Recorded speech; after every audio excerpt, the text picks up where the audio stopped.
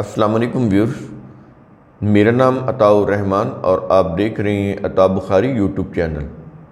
قرآن کریم کی مسلسل ایکسپوزیشن کے سلسلہ میں آج ہم سورہ آل عمران کی آیت نمبر 73 کی ایکسپوزیشن کریں گے۔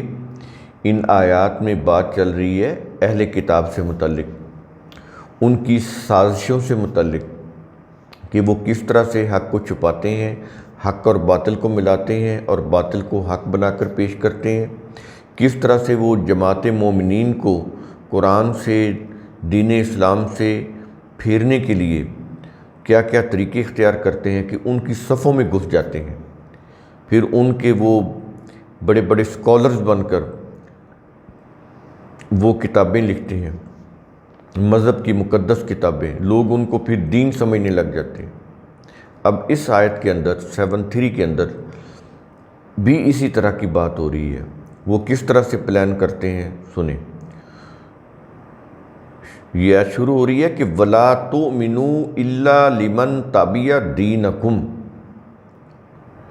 یہ اہل کتاب کہہ رہے ہیں، یہ ان کا قول ہے کہ اہل کتاب میں سے ایک گروہ نے اپنے لوگوں سے مزید کہا۔ پیچھے جو کہا وہ آپ آیت نمبر 72 میں دیکھیں۔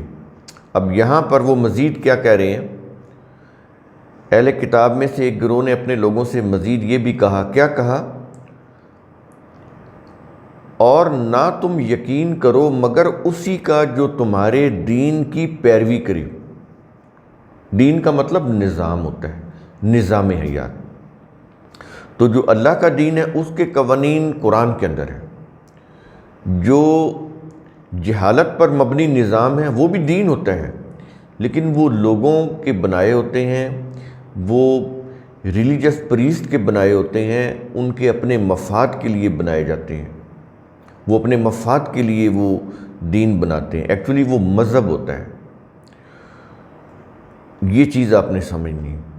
اب قرآن کریم ان کے مذہب کو بھی دین کہہ رہا ہے، یعنی اس کو ایک نظام حیات کے طور پر لے رہا ہے۔ ظاہر ہے کہ وہ نظام حیات تو تباہ کن ہے، وہ تو ان کی ریلیجس پریسٹ کا بنایا ہوا اپنے مفاد کے لیے، یا زیادہ سے زیادہ یہ ہوگا کہ وہ جو اس کے فالورز ہیں ان کا کچھ تھوڑا بہت مفاد ہوگا۔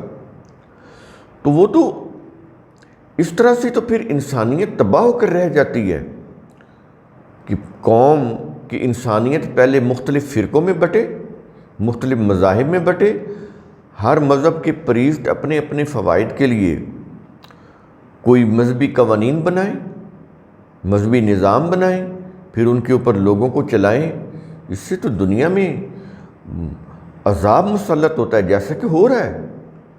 دنیا کے اندر انتشار پیدا ہوتا ہے، لوگوں کی ایک دوسرے کے ساتھ نفرت کے جذبات ابھرتے ہیں، اور یہی کچھ ہو رہا ہے۔ اس لیے قرآن کریم منع کرتا ہے کہ دین وہی ہے جس کے قوانین، اصول، ضابطے قرآن کے اندر ہیں۔ اگر اس کی روح سے دین کا نظام نافذ کیا جائے، قائم کیا جائے، تو پھر انسانیت کو فلاح ملتی ہے، کیونکہ اس میں کسی ایک قوم کا فائدہ نہیں ہوتا، پوری انسانیت کا فائدہ ہوتا ہے۔ یہ فرق ہوتا ہے ان کے کفار کے دین میں اور دین اسلام میں، یہ فرق ہوتا ہے۔ تو کہا یہ جا رہا ہے کہ وہ یہ کہہ رہے تھے، جیوز، ان کے کرسچین، ان کے پریسٹ اپنے فالورز کو، کہ نہ تم یقین کرو مگر اسی کا جو تمہارے دین کی پیروی کرے، یعنی جو تمہارے مسلک مذہب کا ہے صرف اسی کا تم نے یقین کرنا ہے۔ اور یہ جو جماعت مومنین ہیں، یہ جتنا بھی کہیں، وہ کتنا ہی حق پر مبنی ہو، اس کے اوپر یقین نہیں کرنا، وہ یہ کہہ رہے تھے، تاکہ یہ ان سے متاثر ہی نہ ہوں، ان کو پہلے سے پکا کر دیا جائے کہ بس اسی کا یقین کرنا ہے جو تمہارے مذہب مسلک کا ہے، دوسرے کی بات کا یقین نہیں کرنا، وہ چاہے کتنی حق پر مبنی کیوں نہ ہو۔ یہ چیز ہے۔ تو اس کے جواب میں اب کیا کہا جا رہا ہے؟ اللہ تعالیٰ کیا کہہ رہا ہے؟ نبی کریم صلی اللہ علیہ وسلم سے خطاب کر کے کہہ رہا ہے کہ ان سے کہہ دو، کیا؟ قُلْ إِنَّ الْهُدَىٰ هُدَى اللَّهِ۔ یہ الفاظ دوبارہ غور سے سن لیں، قرآن کیا کہہ رہا ہے کہ قُلْ إِنَّ الْهُدَىٰ هُدَى اللَّهِ، اے رسول ان سے کہہ دے بلا شبہ ہدایت تو اللہ ہی کی ہدایت ہے، اور وہ کہاں پہ ہے؟ قرآن کے اندر۔ قرآن سے باہر کسی بھی مذہب کی کتاب میں نہیں ہے جو اللہ کی ہدایت ہے۔ اس لیے کہہ رہا ہے کہ اے رسول ان سے کہہ دے کہ بلا شبہ ہدایت تو اللہ ہی کی ہدایت ہے۔ اور آگے اَن یُؤْتَ أَحَدٌ مِثْلَ مَا أُوتِیتُم، اے یہود و نصارہ، یہ نبی کریم صلی اللہ علیہ وسلم کی زبانی کہلوایا جا رہا ہے نا، کیونکہ پیچھے آ رہا ہے کل کہ اے رسول کہہ دے۔ اب یہی بیان آگے چل رہا ہے، اسی کا تسلسل، کہ رسول کی زبانی یہ بھی کہلوایا جا رہا ہے کہ رسول ان کو کہہ رہے تھے کہ اے یہود و نصارہ، تم محض حسد کی بنا پر یہ ماننے کے لیے تیار نہیں ہو کہ تمہارے علاوہ کسی کو علم و فضل یا دین دیا جائے اس کی مثل جو تمہیں دیا گیا ہو۔ یہ ہے اَن یُؤْتَ أَحَدٌ مِثْلَ مَا أُوتِیتُم، کہ پہلے جو تمہیں دین دیا گیا جیسے موسیٰ علیہ السلام کو دیا گیا، اور آگے پھر وہ ان کی جو قوم تھی انہوں نے وہ ساری چیزیں بدل ڈالیں ان کے پریسٹ نے، اور اپنی طرف سے ہی مذہب کو دین بنا ڈالا جو دین کے بالکل خلاف تھا۔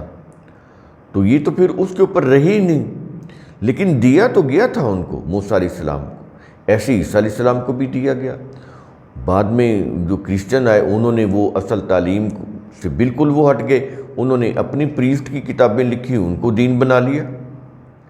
تو اسی طرح مسلم بھی یہی کچھ کر رہے ہیں کہ نبی کریم صلی اللہ علیہ وسلم قرآن دے گئے، یہ سیرت لے کے پھر رہے ہیں، تفاسیر لے کے پھر رہے ہیں، تاریخ اسلام لے کے پھر رہے ہیں، وہ بھی ان کی جو پرشین مجوسیوں نے لکھی مسلم بن کر ایک سازش کے تحت۔ وہ تو ان کتابوں کے اندر نبی کریم صلی اللہ علیہ وسلم کے خلاف بھی بہت سارا مواد ہے، نبی کریم صلی اللہ علیہ وسلم کی ازواج مطہرات کے خلاف بھی بہت سارا مواد ہے، نبی کریم صلی اللہ علیہ وسلم کی جماعت مومنین کے خلاف، صحابہ کے خلاف بھی بہت بڑا مواد ہے۔ تو وہی کچھ انہوں نے کیا جس کو آج ہم دین سمجھے پھرتے ہیں اور بحثیں کر رہے ہیں، لڑ رہے ہیں ایک دوسرے کے ساتھ۔ وہ یہی کتابیں تو ہیں جس سے قرآن کریم منع کر رہا ہے، وارن کر رہا ہے کہ بچنا ان چیزوں سے۔ تو یہاں پر یہ چیز کہی جا رہی ہے کہ یہ جو پریسٹ تھے، چاہے وہ جوز ہوں کرسچن ہوں، تو وہ یہ کہہ رہے تھے کہ تمہارے علاوہ کسی اور کو جو علم و فضل، جو دین موسیٰ علیہ السلام کو ملا، اب وہ ان کے اوپر تو نہیں تھے لیکن وہ مانتے تو نہیں تھے، وہ تو یہ کہہ رہے تھے کہ ہم اسی کے اوپر ہیں۔ یہ تو ان کی بات صحیح نہیں تھی، وہ تو اپنے پریسٹ کے بنائے ہوئے دین کے اوپر تھے، مذہب کے اوپر تھے، انہی کی کتابوں کی روح سے وہ چیزیں لے رہے تھے، اپنا نظام بنا رہے تھے، آج بھی بنا رہے ہیں۔ لیکن وہ اس چیز کو تو نہیں مانتے تھے، وہ تو کہتے تھے یہی چیز ہے جو موسیٰ علیہ السلام نے پیش کی۔ تو اس کی بات ہو رہی ہے کہ اے یہود و نصارہ، تم محض حسد کی بنا پر یہ بات ماننے کے لیے تیار نہیں ہو کہ تمہارے علاوہ کسی اور کو، یعنی جماعت مومنین کو علم، فضل، دین دیا جائے اس کی مثل جو تمہیں دیا گیا، لیکن تم نے تو بدل ڈالا۔ موسیٰ علیہ السلام کی قوم نے بھی بدل ڈالا، عیسیٰ علیہ السلام کی قوم نے بھی بعد میں بدل ڈالا، اور آج محمد صلی اللہ علیہ وسلم کی وہ جو امت ہے، اس نے بھی وہ جو اپنے آپ کو امت کہلاتی اس نے بھی بدل ڈالا۔ حالانکہ امت نہیں رہی، وہ فرقوں میں بٹ گئی ہے۔ وہ امت تو ایک ماں سے ہوتی ہے نا، وہ تو سارے ایک جیسے ہونے چاہیے، یہ تو نہیں، یہ تو فرقوں کی بنیاد کے اوپر ہے، وہ فلاں فرقے کا، وہ فلاں فرقے کا۔ تو مسلم کے طور کے اوپر ایک آئیڈیالوجی، اس آئیڈیالوجی کے اوپر ایک جماعت نہیں ہے، قرآن کی آئیڈیالوجی کے اوپر ایک جماعت نہیں، یہ تو مختلف فرقوں میں بٹے ہوئے ہیں۔ اسی طرح جیوز ہیں، اسی طرح کرسچن ہیں، اسی طرح مسلم ہیں۔ یہی صورتحال ہے ان سب کی، جو بھی اپنے آپ کو، یہ جو جن کو قرآن اہل کتاب کہہ رہا ہے، ان سب کا ایک ہی حال ہے، ان کی ریلیجس پریسٹ کا، ان کے فالورز کا ایک ہی نقشہ ہے۔ تو وہ یہ تسلیم کرنے کے لیے تیار نہیں تھے کہ ہمارے علاوہ کسی کو دین دیا جا سکتا ہے جو ہمیں دیا گیا تھا، یعنی جو موسیٰ علیہ السلام کو دیا گیا تھا، جو عیسیٰ علیہ السلام کو دیا گیا تھا. جیسے نبوت موسیٰ علیہ السلام کو ملی تھی، عیسیٰ علیہ السلام کو ملی تھی، اسی طرح یہ ماننے کے لیے تیار ہی نہیں تھے کہ محمد صلی اللہ علیہ وسلم بھی نبی ہو سکتے ہیں. ان کے اوپر بھی اسی طرح کی اللہ کی کتاب نازل ہو سکتی ہے. یہ اس کو ماننے کے لیے تیار ہی نہیں تھے، تسلیم ہی نہیں کر رہے تھے. یہ بات کہی جا رہی اس آیت کے اندر کہ یہ صرف تم حسد کی بنا پر ایسا کر رہے ہو، تمہارے پاس کوئی علمی دلیل نہیں ہے. ہم نے کوئی ایسی بات نہیں کہی کہ ان کے علاوہ کوئی نبی نہیں آئے گا. یہ چیز کہی جا رہی. اور آگے او یحاجوکم عند ربکم، یا یہ کہ وہ تمہارے رب کے نزدیک تم سے دلیل کے ساتھ بات کریں گے. یحاجوکم، حجت قائم کریں گے، دلیل کے ساتھ بات کریں گے، غالب آ جائیں گے. یہ بھی ماننے کے لیے تیار نہیں تھے. کہتے یہ کیسے ہو سکتا ہے؟ حق تو ہمارے پاس ہے، صحیح ہم ہیں. تو یہ جماعت مسلمین اور ان کے جو نبی ہیں محمد صلی اللہ علیہ وسلم، اور ان کی جو کتاب ہے قرآن جو ان کے اوپر نازل ہوئی، یہ کیسے صحیح ہو سکتی ہے؟ حق تو ہمارے پاس ہے. تو ان کو یہ بتایا جا رہا ہے کہ یہ چیز بھی آج ہمیں بھی بتا رہا ہے کہ وہ یہ ماننے کے لیے تیار ہی نہیں تھے کہ وہ تمہارے رب کے نزدیک تم سے دلیل سے بات کریں. وہ کہتے دلیل سے بات تو کرنے کی ضرورت ہی نہیں، ہم جو کہہ رہے ہیں وہ حق پر مبنی ہے. تو اس کے سامنے کون سی دلیل آئے گی جو اس کو باطل ثابت کرے گی؟ ہم حق پر ہیں، ہمارے علاوہ جتنے بھی ہیں وہ باطل پر ہیں. تو اس لیے وہ کہا جا رہا ہے کہ او یحاجوکم عند ربکم، یہ چیز بڑی سمجھنے کی ہے. یا یہ کہ وہ تمہارے رب کے نزدیک تم سے دلیل کے ساتھ بات کریں گے، اور تم پر ظاہر ہے جب یہ صحیح دلیل کے اوپر ہے تو پھر تمہارے اوپر غالب بھی آ جائیں گے. اب یہ چیز ان کو برداشت نہیں تھی، جیوز کو، کرسچنز کو، جماعت مومنین کی یہ جو چیز تھی برداشت نہیں تھی. پھر قل ان الفضل بید اللہ، اے رسول ان سے کہہ دے کہ بلا شبہ فضل اللہ کے ہاتھ میں ہے. اللہ کا کوئی ہاتھ نہیں ہوتا، یہ زبان کا محاورہ ہے. اس کا مطلب ہے اللہ کے اختیار. یہ ہاتھ جو ہے یہ قوت کی علامت ہوتا ہے. تو اللہ کا ہاتھ نہیں، اللہ کا اختیار، لیکن بولنے میں ہے. ہم نے آپ کو بتایا کہ قرآن کا انداز اسلوب ہے. جیسے ہم آپس میں ایک دوسرے سے بات کرتے ہیں، ہم کہتے ہیں قانون کے ہاتھ بڑے لمبے، حالانکہ قانون کا کوئی ہاتھ نہیں ہوتا. اسی طرح خدا کا بھی کوئی ہاتھ نہیں ہوتا.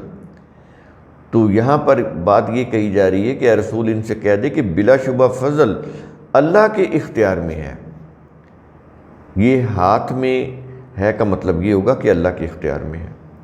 اور آگے یؤتیہ من یشاء، وہ اللہ اپنے علم و مشیت کے مطابق جسے چاہتا ہے یہ فضل دے دیتا ہے. اب یہ جو فضل ہے یہ اشارہ ہے نبوت کی طرف، جس کو وہ مان نہیں رہے تھے. محمد صلی اللہ علیہ وسلم کی نبوت، آخری نبی محمد صلی اللہ علیہ وسلم کی نبوت کو وہ تسلیم نہیں کر رہے تھے. کہتے تھے کہ ہم حق پر ہیں، ہمارے پاس صحیح دین ہے، تو ہم کیوں مانیں؟ ہمارے پاس یہ جو کتاب ہے ہمارے پریسٹ کی، یہی حق پر ہے، یہی خدا کی دی ہوئی آسمانی کتابیں ہیں، تو ہمارا اسی کے اوپر ایمان ہے. ہم یہ قرآن کو، آخری نبی محمد صلی اللہ علیہ وسلم کو ماننے کے لیے تیار نہیں ہیں. ہم جماعت مومنین کو قرآن سے، دین اسلام سے برگشتہ کریں گے، ان کی صفوں میں گھس کر حق کو باطل کے ساتھ ملائیں گے اور باطل کو حق بنا کر پیش کریں گے.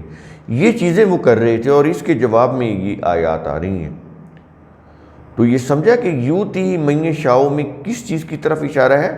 محمد صلی اللہ علیہ وسلم کی نبوت کی طرف، جس کو وہ ماننے کے لیے تیار نہیں تھے. اور اللہ ان کو کہہ رہا تھا کہ وہ اللہ اپنے علم و مشیت کے مطابق جسے چاہتا ہے یہ نبوت، یعنی یہ فضل پیچھے کہا ہے نا، تو فضل کا اشارہ نبوت کی طرف ہے کہ یہ نبوت دیتا ہے، جسے چاہتا ہے دیتا ہے، کیونکہ اس کا علم بڑا وسیع ہے.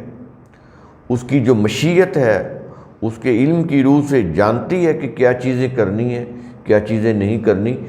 اتنا علم، اتنی علم کی وسعت انسانوں کے پاس نہیں ہے کہ وہ اتنا بڑا فیصلہ کر سکیں.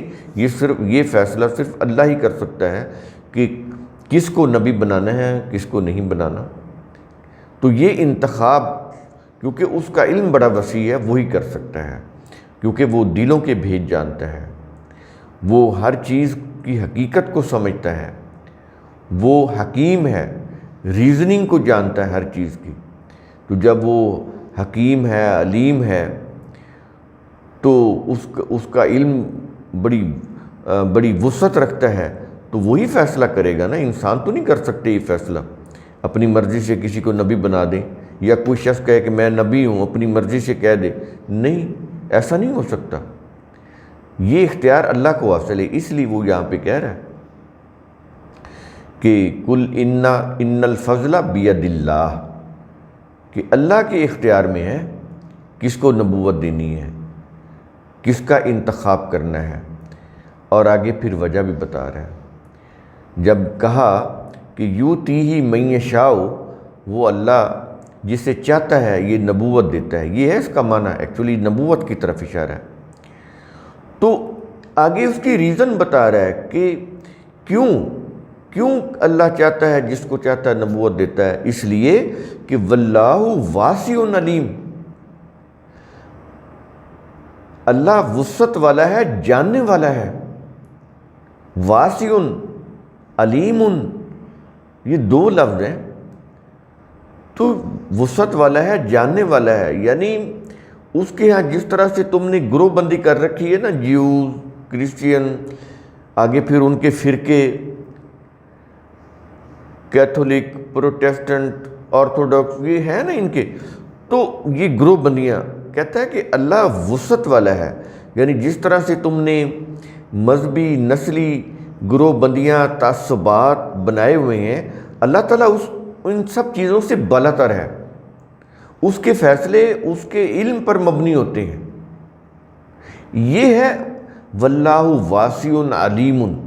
اس کا معنی یہ ہے کہ تم تو اپنی مذہبی تعصبات کی روح سے، نسلی گروہی تعصبات کی روح سے کچھ فیصلے کرتے ہو، کوئی آئیڈیالوجی بناتے ہو، عقائد بناتے ہو.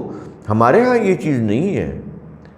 ہم اگر کسی کو نبی بناتے ہیں، اس کا انتخاب کرتے ہیں، یہ ہمارا فضل ہے. تو یہ ایسے نہیں ہے، یہ ہمارے علم پر مبنی ہے. اور پھر ہمارے پاس اختیار بھی ہے کہ جس کو چاہیں بنائیں. یہ چیز کہہ رہا ہے قرآن کریم.